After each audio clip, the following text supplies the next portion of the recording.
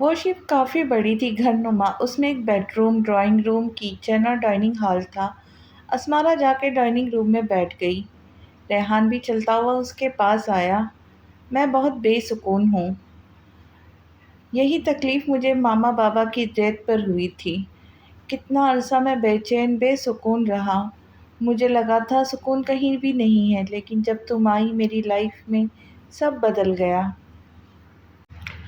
میں بدل گیا، مجھے سکون مل گیا، لیکن وہ بس کچھ وقت کے لیے تھا۔ اب وہ دوبارہ تڑپ رہا اب میں دوبارہ تڑپ لیکن وہ بس کچھ وقت کے لیے تھا، اب میں دوبارہ تڑپ رہا ہوں۔ ریحان کی تکلیف اس کی آنکھیں اور لفظ بیان کر رہے تھے۔ اسمارا خود کو بے بس محسوس کر رہی تھی۔ ریحان، میں آپ کے قابل نہیں رہی، میں اب گندی ہو چکی ہوں، اسمارا نے کہا۔ نہ چاہتے ہوئے بھی اسمارا کے لہجے میں نمی گھلی اور ریحان تڑپ کر اس تک پہنچا، لیکن اس سے پہلے ہی وہ وہاں سے بھاگ کر واش روم میں بند ہوئی۔ وہ کافی دیر واش روم میں بند روتی رہی، پھر باہر نکلی تو اس کی آنکھیں سجی ہوئی تھیں، جو کہ اس کے رونے کی وجہ تھی۔ ریحان اسے تکلیف نہیں دینا چاہتا تھا، تبھی خاموش ہو گیا۔ کچھ دیر میں سب آ گئے اور میٹنگ اسٹارٹ ہوئی۔ میٹنگ ختم ہوتے ہی وہ واپس اسلام آباد کے لیے نکلے تھے۔ ریحان نے اسے گھر ڈراپ کیا۔ تب سے لے کر ابھی تک ان کے درمیان بات نہیں ہوئی تھی۔ وہ گاڑی سے اترنے لگی تھی کہ ریحان نے بولا، اپنا خیال رکھا کرو، میں تمہیں تکلیف نہیں دینا چاہتا، آئندہ کبھی ایسا مت کرنا پلیز۔ ریحان نے نم لہجے میں کہا تو وہ بنا مڑے اپنی ہچکی کا گلا گھونٹے باہر نکل گئی۔ وہ سیدھا امی کے کمرے کی طرف چل دی۔ وہ جا کر اپنی امی کے پاس بیٹھ گئی، ان کا ہاتھ پکڑ کے۔ اس کے آنسو متواتر بہہ رہے تھے، لیکن وہ بول کچھ نہیں رہی تھی، بس بے آواز رو رہی تھی۔ آج کا دن کافی برا تھا۔ اس نے ریحان کو تڑپتے دیکھا، اس کی آنکھوں میں اپنے لیے محبت دیکھی، شدت دیکھی۔ ہاں، وہ تڑپ ہی تو گئی تھی، اپنی محبت کو اس قدر اجڑا ہوا اور ویران دیکھ کر۔ وہ اپنی امی کو بھی اس بارے میں کچھ نہیں بتا سکتی تھی۔ اس نے اپنی ماں کی طرف دیکھا، وہ پہلے سے کافی کمزور ہو چکی تھی، لیکن وہ اب تک بھی بہت خوبصورت تھی۔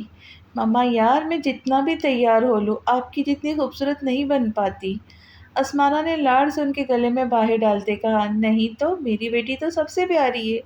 ہاں بھائی، ہماری گڑیا بہت ہی نازک اور پیاری ہے۔ وہ اپنی ماں کی باتوں کو سوچتی ہوئی جانے کتنے دیر روتی رہی، پھر اٹھ کر اپنے کمرے میں چلی گئی اور فریش ہو کر سونے کے لیے لیٹ گئی۔ اس وقت اس کا دماغ معاف ہو چکا تھا، اسے کچھ سمجھ نہیں آ رہا تھا۔ ریحان بہت ٹوٹ چکا تھا، اسے لگا تھا اسمارا اس کا ہاتھ تھام لے گی اور وہ دونوں خوش رہیں گے، لیکن ایسا نہیں ہوا تھا۔ وہ ٹوٹی بکھری حالت میں اپنے فارم ہاؤس چلا گیا۔ اس میں سخت نہیں تھی کہ وہ کسی کا سامنا کرے۔ وہ تڑپ رہا تھا اپنی اسمارا کے لیے، لیکن اسمارا تو ماننے کو تیار نہ تھی۔ وہ فارم ہاؤس پہنچ کر وضو کر کے جائے نماز بچھا کر بیٹھ گیا، کیونکہ اس کے رب کے سوا اس کی کوئی مدد نہیں کر سکتا۔ مجھے بیٹھے بیٹھے گماں ہوا، گماں نہیں خدا تھا وہ خدا جس نے مجھے دل دیا، زباں دی، مجھے جان دی، وہ دل جسے نہ لگا سکے، وہ جان جسے نہ منا سکے، وہ زبان جسے نہ چلا سکے۔ کبھی آ کے تجھ کو بتائے ہم، تیرا عشق تجھ سے چھین کر، تجھے مہ پلا کے رلائے ہم، تجھے درد دوں تو نہ سہ سکے، تجھے دوں زباں تو نہ کہہ سکے، تجھے دوں مکاں تو نہ رہ سکے، پھر تیرے درد کی میں دوا کروں، کسی غرض کے میں سوا کروں۔ مشیل اپنی شادی شدہ زندگی میں بہت خوش تھی، جبکہ اسمارا اکیلے پریشان تھی۔ میری جان کیا سوچ رہی ہے؟ مشیل ڈریسنگ کے سامنے کھڑی ہاتھوں کو لوشن لگاتے کسی سوچ میں گم تھی، تبھی ارمان اسے پیچھے سے ہگ کرتے بولا، ایشو کے بارے میں۔ مشیل نے کہا تو ارمان نے سرد آہ بھری۔ آپ نے کھانا کھایا؟ مشیل نے یاد آنے پر پوچھا۔ شکر ہے محترمہ کو ہوش تو آیا کہ اس کا ایک عدد شوہر بھی ہے، ارمان نے تنگ کرنے والے انداز میں کہا۔ بتائیں نا، مشیل نے منہ بنایا۔ نہیں کھایا بیوی؟ وہ اسے کھینچ کر اپنے پاس کرتے بولا۔ تو چلو کھاتے ہیں، میں نے بھی نہیں کھایا، مشیل نے سر جھکا کے کہا۔ اس کے اس قدر قریب کھڑے ہونے سے مشیل کا دل زور سے دھڑک رہا تھا، جس کی آواز ارمان سن سکتا تھا۔ نہیں، یہی منگوا لو، میں فریش ہو کر آتا ہوں۔ وہ اس کی حالت دیکھ کر اس سے دور ہوتا بولا اور مشل نے سانس لیا جو وہ کب سے روکی کھڑی تھی۔ ارمان نفی میں گردن ہلاتا واش روم میں چلا گیا۔ یہ لڑکی کبھی مر ہی نہ جائے سانس روک کر۔ پتہ نہیں کب بچوں والی حرکتیں چھوڑیں گی، ارمان نے سوچا اور پھر سر جھٹک کر فریش ہونے لگا۔ وہ باہر آیا تو مشل کھانا ٹیبل پہ رکھ کے اس کا ویٹ کر رہی تھی۔ انہوں نے کھانا کھایا، وہ جا کر بیڈ گراؤنڈ سے ٹیک لگا کر بیٹھ گیا۔ مشل برتن ملازمہ کو دیکھ کر روم میں آئی۔ وہ آنکھیں موند کر بیٹھا تھا۔ مشل، اس کی سنجیدہ آواز کمرے میں گونجی۔ مشل تھوڑی خوفزدہ ہوئی۔ بات سنو ادھر آ کر۔ وہی سنجیدہ انداز مشل کا خوفزدہ کر رہا تھا۔ وہ چھوٹے چھوٹے قدم اٹھاتی بیڈ کے پاس آئی۔ ارمان نے اسے کھینچ کر اپنے اوپر گرایا تو مشل کی ہلکی سی چیخ نکلی۔ ارے ارے بیوی، کیا ہو گیا ہے جانم؟ اس نے پیار سے کہا تو مشل کے سانس میں سانس آیا۔ آپ نے ڈرا دیا تھا، مشل نے منہ بناتے کہا تو ارمان کا قہقہا چھوٹا۔ یونی کب سے جانا ہے میرے بیبی نے؟ کل سے چلی جاؤ، مشل نے خوش ہوتے کہا۔ اوکے، ہم ساتھ جایا کریں گے، ارمان نے اس کی ناک سے ناک جوڑتے کہا تو کھل کر مسکرائی۔ بیبی کے بارے میں کیا سوچا؟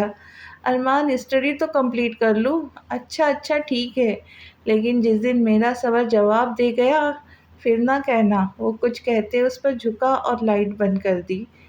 عابد نے نماز پڑھ کر جائے نماز رکھی تھی کہ اس کا فون رنگ کیا۔ وہ جانتی تھی کہ کون ہوگا، تبھی اس کے چہرے پہ مسکراہٹ آئی۔ فون اٹھایا تو ویڈیو کال تھی ارحم کی۔ اس نے کال اٹینڈ کی۔ السلام علیکم بیوی، کیسی ہو؟ میں ٹھیک ہوں شوہر جی، عابد نے اسی کی ٹون میں کہا اور ہنستی گئی۔ ارحم تو اس کی ہنسی میں ہی کھو گیا۔ گلابی میک اپ سے پاک بے داغ چہرہ، نماز کے لیے سر پہ لپٹا دوپٹہ، وہ اس کے صبر کو آزما رہی تھی۔ اس نے دیکھا کہ ارحم اس میں کھویا ہوا ہے۔ وہ تھوڑا کنفیوز ہوئی۔ ارحم، اس نے پکارا تو وہ ہوش میں آیا۔ کیا کر رہی تھی میڈم؟ کچھ نہیں، بس نماز پڑھ رہی تھی۔ واہ جی، کسے مانگا؟ ارحم نے سوال کیا تو وہ مسکرا دی۔ سب تو ہے میرے پاس، بس اپنی بد نصیب دوست کی خوشیاں مانگی اور آپ کے ساتھ مرتے دم تک کا ساتھ، عابد نے اداس لہجے میں کہا۔ وہ بھی اسمارا کے لیے اداس ہوا، لیکن وہ اپنی گھنگھرالے بالوں والی پری کو زیادہ دیر اداس نہیں دیکھ سکتا تھا۔ تبھی بات بدلنے لگا اور اس میں وہ کامیاب بھی ہوا۔ وہ اس سے کافی دیر باتیں کرتے رہی۔ اسمارا آفس گئی۔ وہ لفٹ سے نکلی ہی تھی کہ اس کا پاؤں مڑا اور اس سے پہلے کہ وہ گرتی، دو مضبوط بازوؤں نے اسے تھاما۔ اس نے گرنے کے خوف سے آنکھیں بند کی تھی، لیکن جب وہ گری نہیں تو دل زور سے دھڑکا اس کا، کیونکہ ایک ہی تو شخص تھا جو اسے ہمیشہ بچا لیتا تھا گرنے سے، اور وہ تو ہمیشہ ہی اسے ہی توڑ دیتی تھی۔ اس نے بہت ہمت کر کے آنکھیں کھولی۔ ریحان تلخ سا مسکرایا۔ غمِ بندگی، غمِ زندگی، غمِ یہ جہاں، غمِ وہ جہاں، میری ہر نظر تیری منتظر، تیری ہر نظر میرا امتحان، ریحان نے اس کی آنکھوں میں دیکھتے تلخی سے کہا، اور پھر وہ رکا نہیں تھا، باہر نکلتا چلا گیا۔ اسمارا خاموشی سے اسے دیکھتی رہی۔ اس کا دل بہت اداس ہو چکا تھا۔ تبھی مشل کو فون کیا، لیکن اس نے پک نہیں کیا، اور اس کا میسج آیا کہ وہ یونی گئی ہوئی ہے۔ وہ واپس گھر آ گئی۔ سارا دن اس کا روتے گزرا۔ وہ ریحان سے بات کرنا چاہتی تھی، لیکن ہمت ہی نہیں جوڑ پائی۔ وہ اسے کہنا چاہتی تھی کہ وہ شادی کر لے، اپنی زندگی میں آگے بڑھ جائے، لیکن ریحان کی آنکھوں میں لکھی تحریر نے اس میں ہمت پیدا ہی نہیں ہونے دی۔ وہ اسے کچھ کہتی، اس طرح روتے روتے رات ہو گئی اور وہ سو گئی، اس بات سے بے خبر کہ کل کا دن اس کے لیے کیسا ہوگا۔ ریحان کہاں ہے؟ طارق صاحب نے فارم ہاؤس پہ موجود ملازم سے پوچھا۔ صاحب، وہ اپنے کمرے میں ہیں۔ طارق صاحب اس بات میں سر ہلاتے اوپر ریحان کے کمرے کی طرف بڑھ گئے۔ ریحان گلاس وال کے اس پر بنے سوئمنگ پول کے پانی کی طرف دیکھ رہا تھا، خاموشی سا۔ انہیں ترس آیا ریحان پر۔ وہ کافی دنوں سے ریحان کی ایسی حالت پر سے پریشان ہو گئے تھے، اور اس کا گھر نہ آنا اور فارم ہاؤس رکنا انہیں مزید پریشان کر رہا تھا۔ تبھی وہ کچھ سوچتے ریحان سے بات کرنے آئے تھے۔ ریحان بچے، انہوں نے پیار سے پکارا تو ریحان ان کی طرف بڑھا۔ بڑے پاپا آپ؟ جی بیٹا، میں آپ سے کچھ بات کرنی ہے۔ جی میں سن رہا ہوں، اس نے بٹھاتے خود بھی ساتھ بیٹھتے کہا۔ بیٹا، میں چاہتا ہوں کہ آپ شادی کر لیں۔ ریحان تلخ سا ہنسا۔ کس سے؟ بیٹا، جس کا آپ کہیں گے آپ کے بڑے بابا اس سے کروا دیں گے۔ انہوں نے اسے اپنے سینے سے لگاتے کہا، اسمارا خان۔ اس کے منہ سے ایک ہی لفظ نکلا۔ وہ تھوڑا تذبذب کا شکار ہوئے، پھر کہا، ٹھیک ہے بیٹا، میں مناؤں گا اسے۔ آپ اسے فورس نہیں کریں گے پلیز؟ ریحان نے منت کی تو انہوں نے کہا، ٹھیک ہے، اور وہاں سے اٹھ کر چل دیے۔ وہ ریحان سے تو کہہ آئے تھے، لیکن نہیں جانتے تھے کہ اسمارا کو کیسے منائیں گے۔ اسمارا کو ایسا لگا کہ کوئی اس کے بالوں میں ہاتھ چلا رہا ہے۔ وہ نیند میں تھی۔ اس کی سے بیدار ہوئی تو واقعی کوئی اس کے کالے بالوں میں ہاتھ چلا رہا تھا۔ یہ لمس اسے جانا پہچانا لگا۔ وہ جھٹکا کھا کر اٹھی، گردن موڑ کر دیکھا۔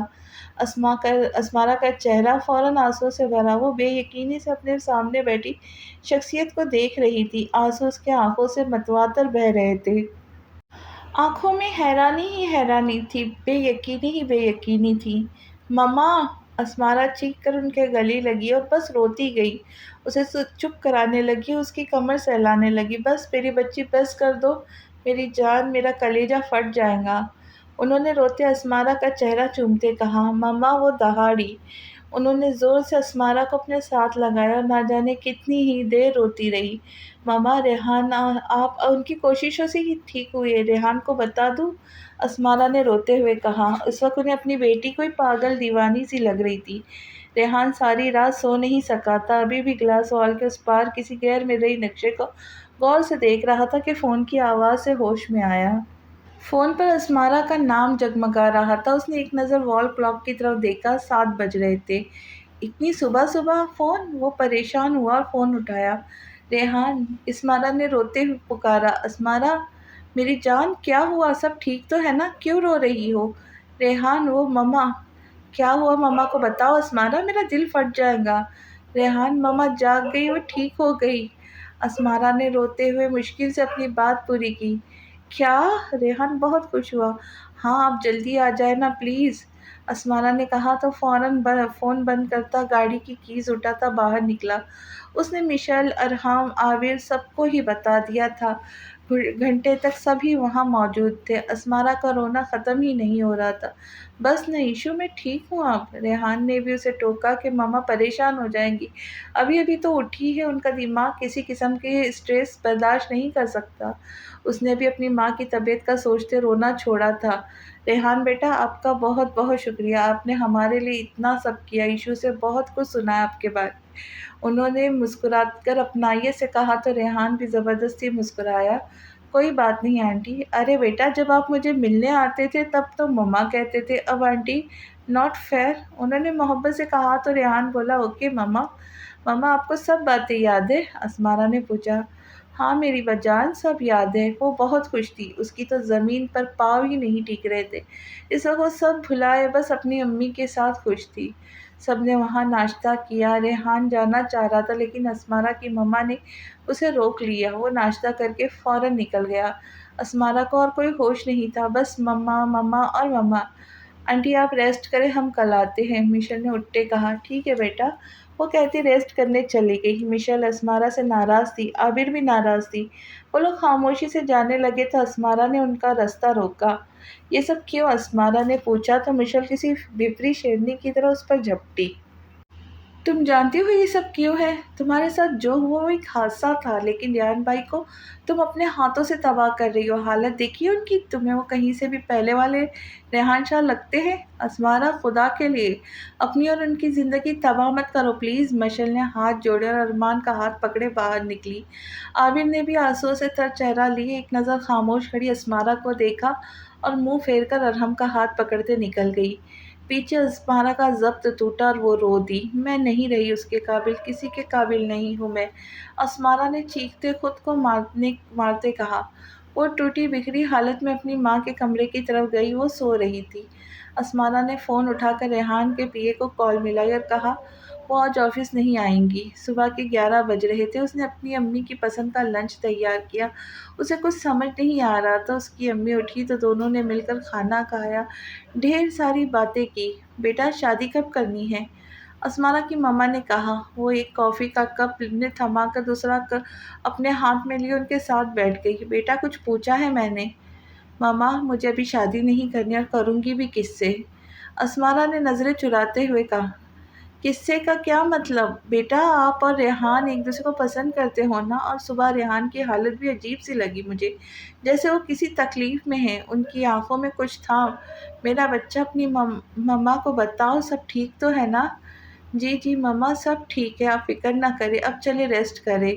وہ انہیں روم میں لے گئی ہے، ان کے نانا نہ کرنے کے باوجود بھی اس نے انہیں میڈیسن کھلا کر سلا دیا۔ اس کا دماغ پھٹنے کو تھا، اور اس کی امی کی باتیں، عبیر کا منہ پھیر لینا، مشل کا غصہ، سب اس کی آنکھوں کے آگے گھوم رہا تھا۔ ریحان کی ٹوٹی بکھری حالت اور اس کی آنکھوں میں موجود کرب کو سوچ کر اس کا دل مزید پھٹنے کو آیا۔ اسے چکر سے آنے لگے تھے۔ وہ مشکل سے اپنا چکراتا سر تھام کر بیڈ پر گرنے والے انداز میں سوئی۔ آنسو بہہ رہے تھے۔ وہ اپنی بے بسی پر سوائے آنسو بہانے کے کچھ نہیں کر سکتی تھی۔ ارے آپ اتنے پریشان ہیں؟ خیریت؟ تہمینہ بیگم طارق کے پاس بیٹھتے بولی۔ ریحان کے لیے پریشان ہوں۔ ریحان کے نام پر ہی ان کا حلق تک کڑوا ہوا، لیکن وہ خود کو کمپوز کر گئی۔ اس کے لیے کیوں؟ کنٹرول کرنے کے باوجود بھی ان کے لہجے میں نفرت کوئی بھی محسوس کر سکتا تھا، لیکن طارق صاحب اس وقت اس پہ غور کرنے کے پوزیشن میں نہیں تھے۔ کبھی نوٹس نہیں لیا؟ اس سے کہا کہ شادی کر لو تو اس نے اسمارہ کا نام لیا۔ وہ بہت چاہتا اس بچی کو، لیکن جو حادثہ اس کے ساتھ ہوا ہے اس کے بعد وہ ریحان سے شادی نہیں کرنا چاہتی۔ وہ تڑپ رہا ہے۔ میں اپنے چھوٹے بھائی کو کیا جواب دوں گا؟ ان کی امانت کا میں خیال نہیں رکھ سکا۔ میں اس سے وعدہ تو کر آیا ہوں، اس کی بچی کو منا لوں گا، لیکن کیسے یہ نہیں جانتا میں۔ طارق صاحب ابھی بات کر رہے تھے کہ باہر سے آتے عابر، ارحم، مشل اور ارمان پہ نظر گئی۔ السلام علیکم سب نے کہا۔ اتنے میں دادی بھی وہاں آ چکی تھی۔ خیریت بچوں، کہاں سے آ رہے ہو؟ دادی نے پوچھا تو عابر دادی کے گلے لگی، ان کے گال پہ لب رکھتے کہا، اسمارہ کی ممی کو ہوش آ گیا۔ طارق صاحب بہت خوش ہوئے، جبکہ ریحان کی وجہ سے تہمینہ بیگم کی خوشی نہ ہوئی۔ تبھی اپنے کمرے کی طرف بڑھ گئی۔ کل ہی ہم ملنے جائیں گے، دادی نے کہا۔ اچھا بچوں آپ ریسٹ کریں، ہمیں آپ کی دادی سے بات کرنی ہے، طارق صاحب نے کہا تو مشل اور ارمان اپنے روم میں چلے گئے، جبکہ ارحم عابر کے روم میں گھس گیا۔ ارحم عابر نے آنکھیں نکالی تو ارحم نے کہا، بس تھوڑی دیر بیٹھوں گا پلیز۔ ارحم نے معصومیت کے ریکارڈ توڑ دیے تو عابر مسکرا دی۔ وہ بھی شوخی سے مسکرایا۔ بیوی ادھر آنا، ارحم نے کہا تو عابر تو حیران ہی رہ گئی۔ پل میں کیسے رنگ بدلتا تھا وہ۔ میں نہیں آ رہی، عابر نے منہ بنایا۔ اچھا تو میں اٹھا لے جاؤں گا؟ آپ کو ہر وقت رومانس سوچتا ہے، میرے بھائی کی آپ کو فکر نہیں؟ عابر نے شکوہ کیا۔ کیا کروں یار، نہ تمہارا بھائی کسی کی سنتا ہے نہ اسمارہ۔ ایک بات ان کے آپ بھی میں نے تب تک رخصت نہیں ہونا، آپ بھی ایک بات تو سن لے، آپ بھی میں نے تب تک رخصت نہیں ہونا آپ کے ساتھ جب تک وہ دونوں کی شادی نہیں ہوتی۔ ہیں؟ ارحم کا حیرت سے منہ ہی کھل گیا۔ مجھ غریب کو کیوں اتنا انتظار کرواؤں گی یار؟ نو نیور ایور، پہلے بھائی اور اسمارہ پھر ہم، اس نے آنکھیں دکھاتے کہا تو ارحم بیچارہ منہ بنا کر رہ گیا۔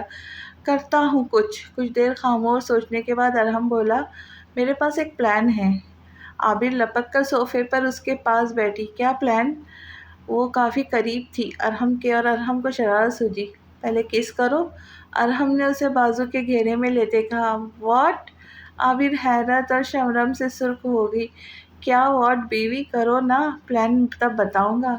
کچھ دیر عابر نظریں جھکائے سوچتی رہی، پھر آنکھیں بند کر کے تھوڑا اوپر کو اٹھ کر اس کے ماتھے پر اپنے کانپتے لب رکھے۔ ارحم نے اسے خود میں بھیجا۔ آئی لو یو یارا، ارحم نے کہا اور اسے آزاد کیا۔ اس کی اتنی سے میں ہی حالت پتلی ہو چکی تھی، دل ایسے دھڑک رہا تھا کہ سینہ چیر کر نکل آئے گا۔ ارحم نے اس کی حالت دیکھتے اس کا دھیان اب پلان کی طرف کیا۔ پلان یہ ہے کہ ہم ساری بات اسمارہ کی مما کو بتائیں گے اور ان سے کہیں گے کہ آپ اسمارہ کو کہیں تو وہ شادی کرے ریحان سے۔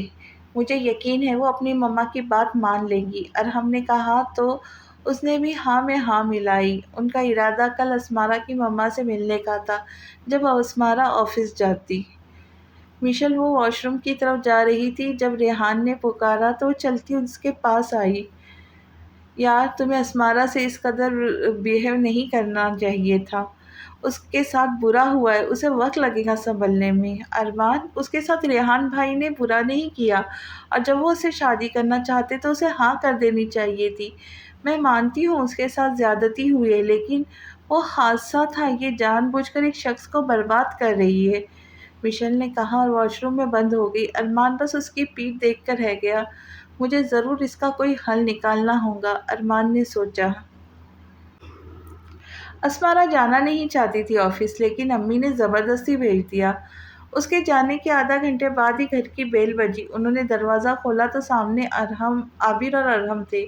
ارے بیٹا، آپ لوگ سب خیریت تو ہے نا؟ انہوں نے پیار سے پوچھا۔ جی آنٹی، سب ٹھیک ہے، بس آپ سے بات کرنی ہے۔ آؤ اندر آؤ، باہر ہی کرنی ہے کیا بات؟ وہ اپنائیت سے بولی تو اندر دونوں چلے گئے۔ ان دونوں نے انہیں ساری بات بتا دی، ایک ایک لفظ۔ وہ خاموش اپنی بیٹی کے ساتھ ہوئے زیادتی پر آنسو بہا رہی تھی۔ آنٹی، آپ ہمارا ساتھ دیں گی نا؟ ارحم نے کہا تو انہوں نے اس کی طرف دیکھا، پھر جذبات میں سر ہلایا۔ میں ساتھ دوں گی، میری ایشو اس کے علاوہ کسی اور کے ساتھ خوش نہیں رہ سکتی۔ دیکھا ہے اس کی آنکھوں میں ریحان کے لیے پیار، انہوں نے کہتے اپنے آنسو صاف کیے۔ وہ دونوں خوش ہو گئے تھے۔ ٹھیک ہے پھر آنٹی، آپ کا کام ہے اب اسمارا کو منانا، عابر نے ان کے گلے لگتے کہا تو انہوں نے جذبات میں سر ہلایا۔ ریحان جب سے اسمارا سے ہو کر لوٹا تھا، فارم ہاؤس ہی تھا، آفس بھی نہیں گیا تھا، بس اسی کے بارے میں سوچ رہا تھا۔ وہ اب ہار چکا تھا، لیکن اس کا عشق بھی شدت کی آخری انتہا پہ تھا۔ جنید کو جیل میں کافی عرصہ گزر چکا تھا، مگر نکلنے کے کوئی چانسز نہیں تھے۔ وجہ تھی ریحان کی اونچی پہنچ۔ تیرے سے ملنے کوئی آیا ہے، انسپکٹر نے حقارت سے کہا۔ اس نے اوپر سر اٹھایا، اس کا ایک خاص بندہ تھا۔ انسپکٹر وہاں سے گیا تو اس کے پاس آ بیٹھا۔ صاحب، وہ بہت شور کرتا ہے، تنگ کرتا ہے، اسے مار دے؟ نہیں، ابھی نہیں، اسے میں اپنے ہاتھوں سے موت دوں گا، اور خیال رکھنا کسی کو کانوں کان خبر نہ ہو۔ جی ٹھیک ہے صاحب، وہ کہتے نکل گیا۔ تمہیں تڑپنا ہوگا اسمارا خان، پل پل مرنا ہوگا، انتظار کرنا میرا۔ اس نے خوخوار نظروں سے خود کلامی کی۔ اسمارا کو آفس میں ریحان نہیں دکھا تو پی اے سے پوچھا۔ اس نے بتایا کہ سر فارم ہاؤس میں ہیں۔ ریحان کی دادی اور طارق صاحب بیٹھے تھے جب وہ گھر پہنچی۔ السلام علیکم، اس نے سلام کیا اور اپنی امی کے ساتھ بیٹھی۔ کیسی ہو بیٹا؟ دادی نے محبت سے پوچھا۔ میں ٹھیک ہوں دادی، آپ کیسی ہیں؟ اس نے مسکراتے ہوئے کہا۔ میں ٹھیک ہوں، بس ایسے مسکراتی رہا کرو۔ ایسے کافی دیر ان کی گپ شپ چلتی رہی۔ اسمارا نے فریش ہو کر سب کے لیے چائے بھی بنائی۔ وہ سب جب واپس چلے گئے تو اسمارا کی امی نے اسے اپنے روم میں بلایا۔ مما، آپ نے بلایا؟ ہاں مما کی جان، میں نے بلایا ہے، آپ سے کچھ بات کرنی ہے بیٹا۔ جی مما، وہ نظر جھکائے بولے۔ بیٹا، ایک رشتہ آیا تمہارے لیے۔ کس کا؟ اس نے حیرانی سے پوچھا۔ ریحان شاہ۔ ریحان کا نام سنتے ہی اس کا دل بری طرح دھڑکا۔ مما، میں شادی نہیں کرنا چاہتی۔ کیوں نہیں کرنا چاہتی؟ ریحان اچھا لڑکا ہے، سب سے بڑھ کر تم سے محبت کرتا ہے۔ جہاں تک مجھے یاد ہے تم بھی تو کرتی ہو نا اس سے محبت؟ انہوں نے اس کے چہرے کے بدلتے تاثرات اور اتار چڑھاؤ کو غور سے دیکھتے کہا۔ لیکن مما، مجھے نہیں کرنی اب شادی۔ اس نے آنکھیں چراتے کہا۔ دیکھو اسمارا، میں انہیں زبان دے چکی ہوں، ویسے بھی اس کے علاوہ تمہیں اور کوئی اتنی خوشی اور محبت نہیں دے سکتا۔ تم اسے ہر حال میں قبول ہو۔ دیکھا نہیں کیسے مرجھا گیا تمہارے انکار سے؟ اسمارا حیران ہوئی تھی، ان کے الفاظ، ان کا مطلب سمجھ کر وہ چونکی تھی۔ کیا آپ کو ساری بات پتہ ہے؟ اسمارا نے بمشکل اپنے آنسو پیتے پوچھا۔ انہیں نے جذبات میں سر ہلایا۔ اسمارا کی برداشت بس یہیں تک تھی، وہ پھوٹ پھوٹ کر رو دی۔ انہوں نے اسے روکا نہیں، بلکہ سینے سے لگائے رونے دیا۔ اپنے آنسو وہ پی گئی تھی، بیٹی کے سامنے کمزور پڑ کے اسے مزید کمزور نہیں کر سکتی تھی۔ مما، میں ریحان کے قابل نہیں ہوں، اس نے ہچکیوں سے روتے کہا۔ نہیں میرا بچہ، ایسا نہیں کرتے، وہ بہت پیار کرتا ہے، اسے آپ پر ہر حال میں قبول ہے۔ اب اپنے دل سے یہ بوجھ اتار پھینکو، جتنا رونا ہے آج رو لو۔ کیونکہ آج کے بعد میں آپ کی آنکھ میں ایک آنسو برداشت نہیں کروں گی۔ بھول جائے جو ہوا، ایک نئی زندگی آپ کے لیے منتظر ہے، بھولے سب اور ریحان کا ہاتھ تھام کر زندگی میں آگے بڑھ جاؤ میرا بچہ۔ انہوں نے اس کے آنسو پوچھتے اسے پیار سے سمجھایا۔ لیکن بس بیٹا، اب مزید اور کوئی بات نہیں، انہوں نے کہا اور باہر نکل گئی۔ وہ کچھ حد تک پرسکون ہو گئی تھی۔ وہ نکل کر اپنے کمرے میں آئی۔ اچھے سے شاور لے کر ٹی پنک کلر کی شرٹ بلیو جینز پہنے وہ باہر آئی۔ رات کا وقت تھا، اس کی امی نے اس کی پسند کا کھانا کھایا تھا۔ اسمارا پہلے سے کافی نارمل لگ رہی تھی۔ انہوں نے شکر ادا کیا کہ ان کی بچی اب بہتر ہے۔ جلد وہ اس فیز سے نکل آئے۔ ایشو انہوں نے بریانی کھاتے اسمارا کی مخاطب کیا۔ جی ماما۔ اس نے ان کی طرف سے دیکھا۔ بیٹا کل میں طارق صاحب اور دادی والوں کو بلا رہی ہوں ڈیٹ فکس کرنے کے لیے، تو گھر پر رکنا۔ جی بہتر ماما، اس نے کہا اور دوبارہ کھانے کی طرف متوجہ ہوئی۔ کھانے سے فارغ ہو کر وہ جا کر سو گئی۔ اس کا دماغ آج پرسکون سا تھا۔ اسے لگ رہا تھا اس کے بوجھ اتر گیا، وہ سکون سے سو گئی۔ اسے لگ رہا تھا اب سب ٹھیک ہو جائے گا، لیکن ابھی اس کا امتحان باقی تھا، کچھ راز کھلنے باقی تھے۔ ریحان کسی سے رابطے میں نہیں تھا، بس الگ تھلگ ہو کر رہ گیا تھا، نہ کھاتا تھا نہ سوتا تھا، کسی مشین کی طرح بن گیا تھا وہ۔ طارق صاحب نے اسے بتانے کے لیے فون کیا تھا کہ وہ اسمارا کے گھر بات کر آیا ہے، لیکن ریحان کا نمبر مسلسل بند تھا۔ رات کافی ہو چکی تھی ورنہ وہ فارم ہاؤس بھی چلے جاتے۔ اس کا فارم ہاؤس شہر سے 15 کلومیٹر دور بنا ہوا تھا، تبھی وہ نہیں جا سکتے تھے۔ رات کا وقت، ارادہ صبح بات کرنے کا تھا۔ وہ اپنے کمرے کی طرف بڑھ رہے تھے، ان کا فون بجا۔ آگے سے اسمارا کی ماما تھی، جنہوں نے انہیں کل آنے کا کہا تھا اسمارا کا فیصلہ بتانے کے لیے۔ وہ یہی دعا کرتے سو گئے کہ اسمارا کا فیصلہ ریحان کے حق میں ہو۔ جنید نے اپنے ایک بندے کو ریحان کی ساری انفارمیشن لانے کا کہا تھا۔ اسی نے آ کر بتایا کہ ریحان کی چچی اسے بالکل پسند نہیں کرتی۔ جنید اپنا اگلا پلان سوچتا گہرا مسکرایا۔ دوسری طرف تہمینہ بیگم شدید غصے میں تھی۔ اپنے بیٹے اور شوہر کو ریحان کے لیے اتنا کچھ کرتے دیکھ کر ان کا خون جل رہا تھا۔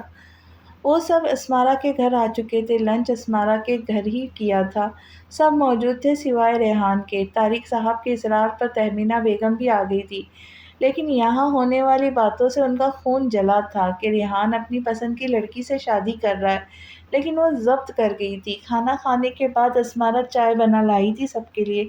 سبھی لاؤنج میں بیٹھے تھے۔ طارق صاحب بہت بے چین تھے۔ انہوں نے دادی کو بات شروع کرنے کا اشارہ کیا تو اشارہ سمجھتی بات شروع کر گئی۔ پھر کیا سوچا آپ نے؟ انہوں نے کہا تو ان کی بات پر اسمارا کا دل زور سے دھڑکا۔ اس نے پہلی کوشش کی تھی میشل عابر، کسی نے بھی اس سے بات بھی نہ کی تھی۔ جی جی ہمیں کوئی اعتراض نہیں، آپ جب چاہے ڈیٹ فکس کر لیں۔ طارق صاحب سمیت سب کے چہرے پہ مسکراہٹ آئی، سبھی خوشی سے کھیل اٹھے سوائے تہمینہ بیگم کے۔ اگلے ہفتے کی تاریخ رکھ لیتے ہیں، طارق صاحب نے جلدی جلدی کہا۔ اتنی جلدی؟ اسمارا کی ماما تھوڑا حیران ہوئی۔ میرا مطلب ہے ساری تیاریاں کیسی ہوں گی اتنی جلدی؟ تیاریوں کی ٹینشن آپ نہ لیں، سب ہو جائے گا، بس جلدی سے منہ میٹھا کرائے۔ اب کی بار دادی بولی تھی۔ لیکن دادو آپ کو شوگر ہے، عابر نے کہا۔ ارے بیٹا بس تھوڑی سی کھاؤں گی، میرے پوتے کی اتنی بڑی خوشی ہے، اس موقع پر تو میں کھاؤں گی، انہوں نے کہا تو طارق صاحب نے جو مٹھائی میشل لے کر آئی تھی وہاں سے لڈو اٹھاتے ان کے منہ میں ڈالا تھا۔ پھر سب نے منہ میٹھا کیا۔ میشل عابر دونوں ایک ساتھ اسمارا کے گلے لگی تھی۔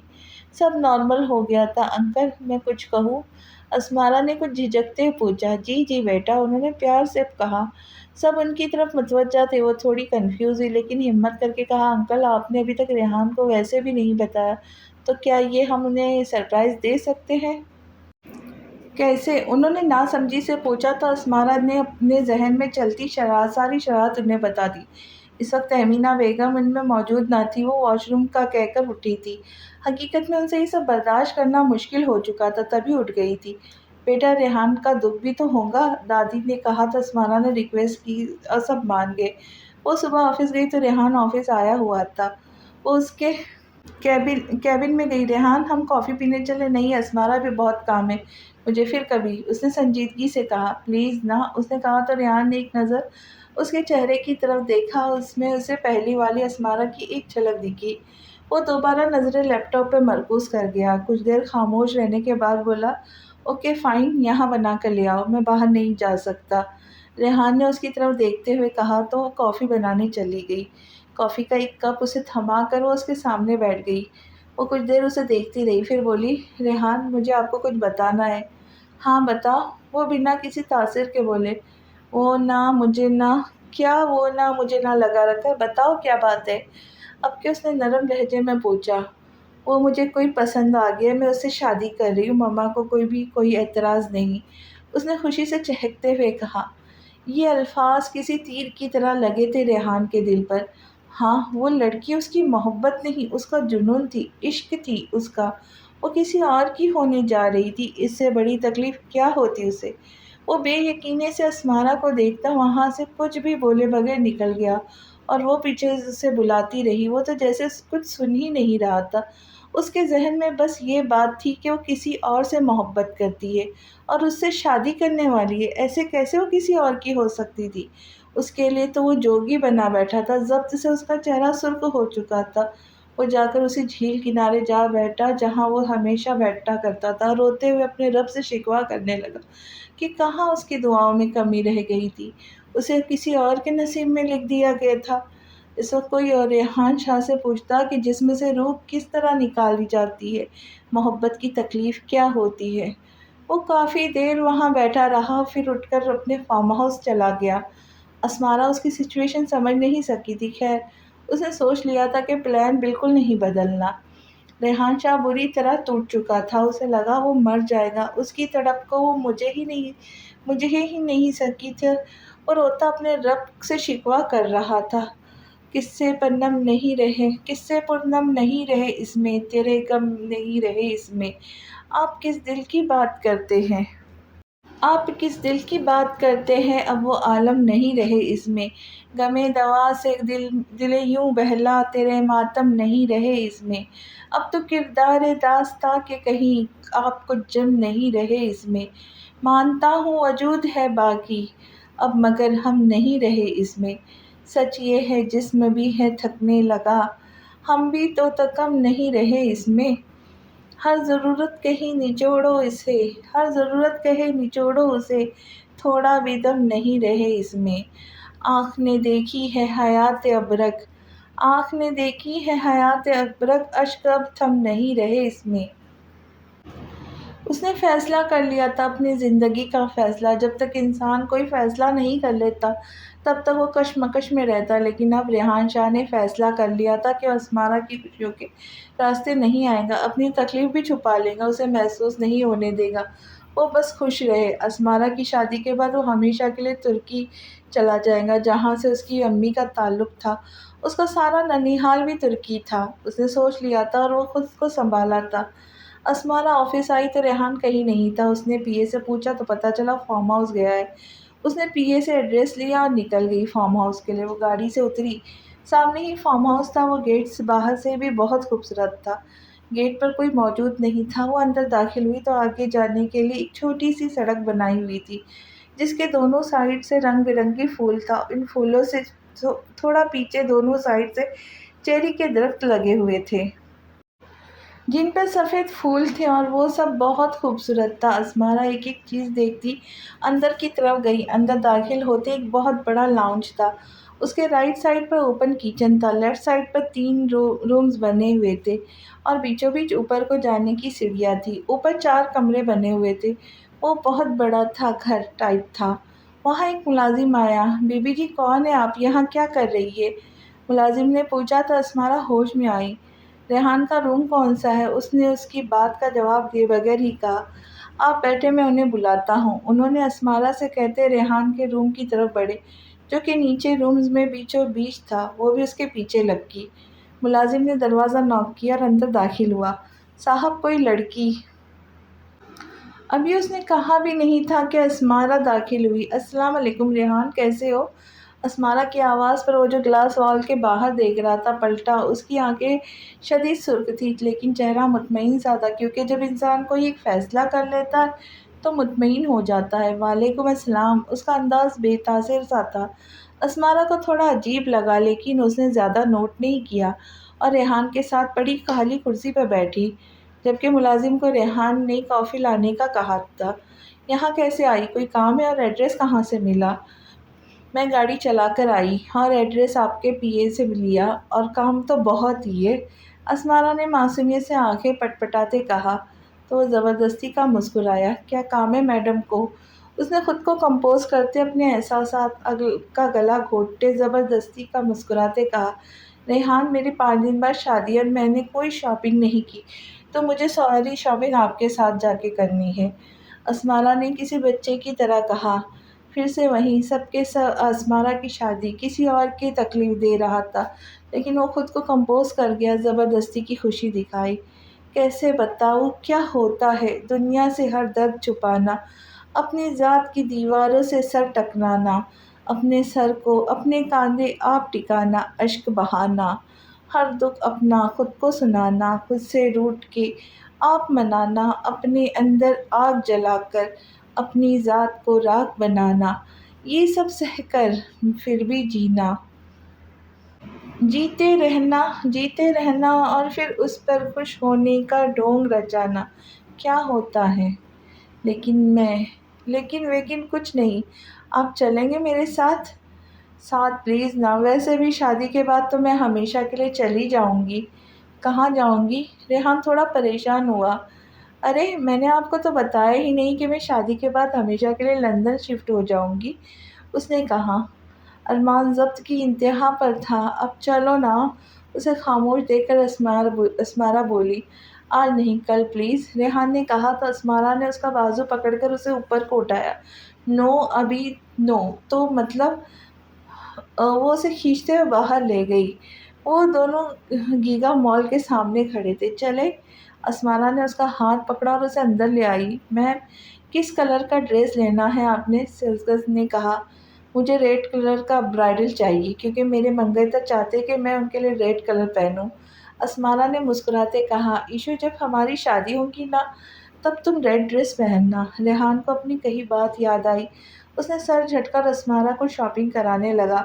مسلسل 4 گھنٹے شاپنگ کرنے کے بعد اسمارا اسے کیفیٹیریا لے گئی۔ بہت سارے فرائز، برگر وغیرہ کھانے کے بعد اب اسمارا سے ہلا بھی نہیں جا رہا تھا۔ ریحان، میں یہ سب کیسے اٹھاؤں گی؟ اسمارا نے شاپنگ بیگز کی طرف اشارہ کیا تو ریحان نے کہا، تو تمہیں کس نے کہا؟ تم رہنے دو، میں اٹھوا لوں گا، اس نے کہتے فون پر کسی سے کہا تو 5 منٹ میں ہی 2 لڑکے آئے اور سارا سامان اٹھا کر ان کی گاڑی میں رکھا۔ ریحان کا فون بجا، ارحم کی کال تھی۔ اس نے کال پک کی۔ کدھر ہے جناب؟ ارحم نے پوچھا۔ اسمارا کے ساتھ اسے شاپنگ کروا رہا ہوں، اس نے کہا۔ اچھا گھر آ جا، میں آ رہا ہوں رخصتی کی تاریخ لینے۔ نو بہانے، مجھ سے اب مزید انتظار نہیں ہوتا۔ سب نے اپنے الو سیدھے کر لیے، میں یہ رہ گیا ہوں، بس اس لیے انکار نہیں سنوں گا۔ ابھی نے شرط رکھی تھی کہ اسمارا شادی کر لیں گی تب بھی وہ کرے گی، اب وہ کر رہی ہے تو میں نے بھی اور انتظار نہیں کرنا۔ ارحم نے ایک ہی سانس میں ساری بات اس سے کہی اور فوراً کال کاٹ دی۔ ریحان نے فون کو گھورا جیسے فون نہ ہو ارحم ہو۔ میں نے بھی چلنا ہے آپ کے گھر، اسمارا نے کہا تو ریحان نے بس جذبات میں سر ہلایا۔ عابر کی وجہ سے لے گیا وہ اسے، جس طرح مشل کی امی نے رشتے کی بات کی تھی اس طرح رخصتی کی تاریخ لینے بھی وہیں آئی تھی، کیونکہ ارحم کے پیرنٹس نہیں تھے۔ ارحم کے فورس کرنے پر بھی سب نے اسمارا کی شادی کے دن ہی عابر کی ڈیٹ فکس کر دی تھی۔ عابر سیڑھیوں کے پاس کھڑی چپکے ان کی باتیں سن رہی تھی، تبھی اسے کسی نے پیچھے کی طرف کھینچا، دیوار سے پن کیا اور اسے پہلے کہ وہ چیختی ارحم نے اپنا ہاتھ اس کے منہ پہ رکھا۔ کیا بیوی مرواؤ گی کیا؟ جلاد صالح صاحب بھی یہی ہے، ارحم نے منہ بناتے کہا اور اس کے منہ پر سے ہاتھ ہٹایا۔ وہ ابھی بھی خاموش تھی۔ 5 دن بعد ہماری شادی ہے، ارحم شوخا ہوا۔ تو ابھی تو جائے نا، عابر نے نظریں جھکاتے کہا۔ وہ اس قدر اس کے قریب کھڑا تھا کہ اس کے کولون کی تیز خوشبو اسے بہکا رہی تھی۔ ارے بیوی، شرما رہی ہو، اس نے عابر کے ہونٹوں کے پاس ہونٹیں لاتے کہا۔ اس کا سانس رک سا گیا اور اس کی حالت دیکھ کر ارحم اس سے تھوڑا دور ہوا۔ اپنی نازک جان کو میری شدتیں سہنے کے لیے تیار کر لو، کیونکہ میں رخصتی کے بعد بالکل نہیں بخشوں گا، اس لیے خود کو ذہنی اور جسمانی طور پہ تیار کر لو۔ اس نے دوبارہ اسے کان کے پاس جھکتے معنی خیزی سے اپنی باتوں کے سحر میں جکڑا تھا اسے اور چلا گیا، جبکہ عابر کو ایسے لگ رہا تھا کہ اب وہ بھی یہیں موجود ہے۔ مشل سب کے لیے کچن میں کھڑی چائے بنا رہی تھی۔ ارمان بھی وہیں آ گئے، پیچھے سے اسے ہک کیا۔ مشل کے کام کرتے ہاتھ رک گئے۔ ارمان نے اسے پکارا، جی جان ارمان۔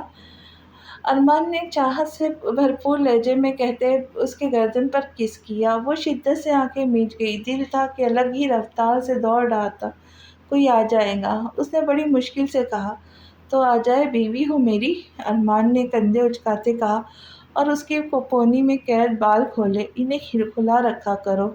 ارمان کہتا اس کے بالوں پر بوسہ دے گیا۔ مشل سن کھڑی ہوئی، دل کی دھڑکنوں کا شور ارمان واضح سن رہا تھا، جبکہ وہ سانس روکے کھڑی تھی۔ اس کی حالت کے پیش نظر وہ اس سے دور ہوا اور مشل نے جلدی جلدی چائے بنانا شروع کی۔ ارمان فریج سے سر ٹکایا اب اسے غور سے دیکھ رہا تھا اور وہ اس کی نظروں سے کنفیوز ہو رہی تھی۔ تہمینہ بیگم جو کہ کچن میں پانی پینے آ رہی تھی یہ سب دیکھ چکی تھی۔ اسے پورے دنوں میں انہیں بس یہی دیکھ کر سکون پہنچا تھا کہ اس کا بیٹا اپنی بیوی کے ساتھ بہت خوش ہے اور وہ اس کا خیال رکھتی ہے۔ یہ تو بہت پہلے بھی نوٹ کر چکی تھی۔ اپنے بیٹے کو اس قدر خوش دیکھ کر وہ بھی خوش ہوئی تھی۔ وہ اندر آئی، مشل نے پلٹ کر انہیں دیکھا۔ کچھ چاہیے آپ کو؟ اس نے جھجکتے پوچھا۔ ارے نہیں بیٹا، میں خود لے لوں گی، انہوں نے اسے پیار کرتے اس کے سر پر ہاتھ پھیرتے کہا۔ سدا خوش رہو میرے بچوں۔ ارے اکیلے اکیلے بہو کو محبتیں دی جا رہی ہے، ارمان نے کہتے منہ بنایا تو انہوں نے اسے بھی پیار کیا۔ بس اب مجھے پوتا پوتی کا منہ دکھاؤ تم دونوں، انہوں نے کہا تو مشل کا چہرہ شرم سے سرخ ہوا، جبکہ ارمان شوخا ہوا۔ وہ پانی پیتی باہر نکل گئی جب ارمان اس کے پاس آتے کہنے لگا، کیا خیال ہے پھر؟ تبھی اسمارا اندر داخل ہوئی اور گلا کھنکار کر انہیں اپنی طرف متوجہ کیا۔ مشل کو مزید شرم آئی۔ اسمارا خوش ہوئی تھی کہ ارمان کے ساتھ اس کی ساس بھی اسے بہت پیار کرتی ہے۔ ارمان وہاں سے چلا گیا جبکہ مشل نے اسے چھیڑنا شروع کیا۔ ارمان وہاں سے چلا گیا جبکہ اسمارا نے اسے چھیڑنا شروع کیا اور مشل اس کی باتوں پہ شرماتی مسکرائی۔ آج اسمارا اور عابر دونوں کا مایو تھا۔ فنکشن کمبائن ہو رہا تھا تبھی ہال میں بکنگ کرائی گئی تھی۔ عابر اور اسمارا نے ایک جیسی ڈریسنگ کی تھی، سبز رنگ کا کامدار شرٹ جن پر سب سنہری کام تھا، سنہری کلر کے شرارے، کانوں اور گلوں میں پھولوں سے بنے زیور، میک اپ میں براؤن لپسٹک، ہاتھوں میں گجرے پہنے وہ دونوں پریوں کی دیش سے آئی پریاں لگ رہی تھی۔ مشل تو گولڈن کلر کا کامدار جوڑا پہنے ہوئی تھی اور وہ بہت پیاری لگ رہی تھی۔ عابر کو ارحم لینے گیا تھا جبکہ اسمارا کو لینے سب نے ریحان کو بھیجا تھا۔ ریحان نے بیل بجائی تو اپنا شرارہ سنبھالتی دروازے تک آئی اور دروازہ کھولا۔ وہ تو اسے دیکھ کر پلک جھپکنا بھول گیا۔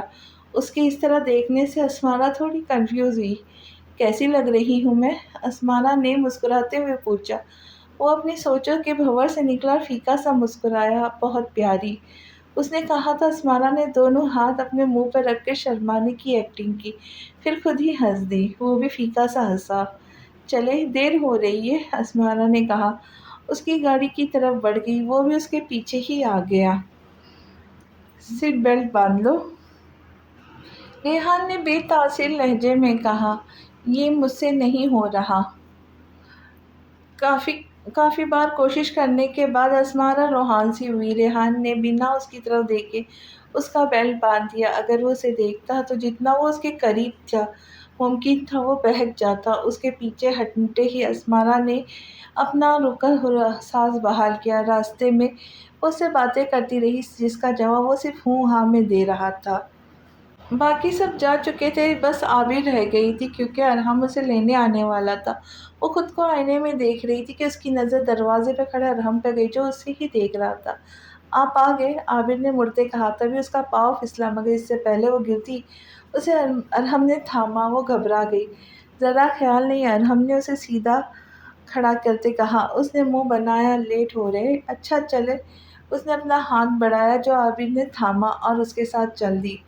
ہال بہت خوبصورتی سے سجایا ہوا تھا، دونوں دلہنوں کو ایک ساتھ بٹھایا ہوا تھا۔